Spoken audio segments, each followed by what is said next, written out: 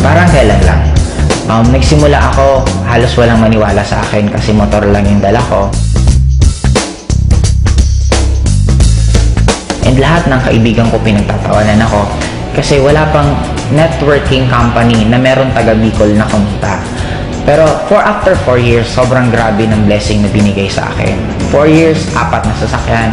First car ko is Honda Civic, second car ko is Montero Sport, third car ko is sobrang guwapo ng sasakyan kasi 2-door siya, naka-accord, na kung nanonood ka ng Fast and the Furious, halos magkamukha yung sasakyan na yun. Pang fourth car ko, normally halos ito yung nagiging ultimate goal eh. Fourth car ko is Hummer. Na ang kagandahan dito, may maliban lang kasi since ang taas ng gas consumption ng Hummer, binigyan pa ako ng in-global ng bonus na profit sharing na worth 600,000. 5, 7, 5, 350,000 para daw pang gas ko sa Hummer ko. And ang pinaka naging blessing sa akin this year, kasi binigay pa sa akin ng AIM, yung isa sa pinaka-pangarap ko, yung makakita mismo ako at makahawak ng snow. Nakapunta kami for 12 days sa United States, all expense paid, ni piso, wala akong ginastos. Ang ginawa lang namin doon, walang iba kundi kumain, mag-shopping, mamasyal, sobrang sarap ng buhay. And ang nagiging blessing sa akin ngayon, hindi lang ako yung kumihita.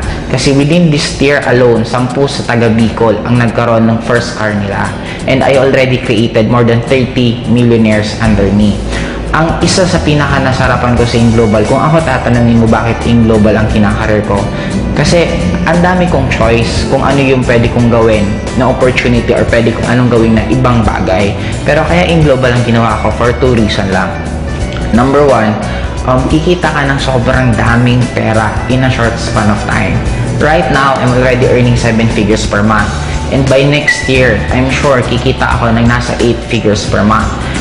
Ang pinaka-bottom line sa akin, hindi lang yung pera, pero yung magkakaroon ka ng lots of time para i-spend mo sa loved ones mo. Kasi for me, yun naman talaga ang pinaka-essence ng buhay. Money, importante, pero ang pinaka-importante sa lahat is hindi ka mawala ng time para sa loved ones mo.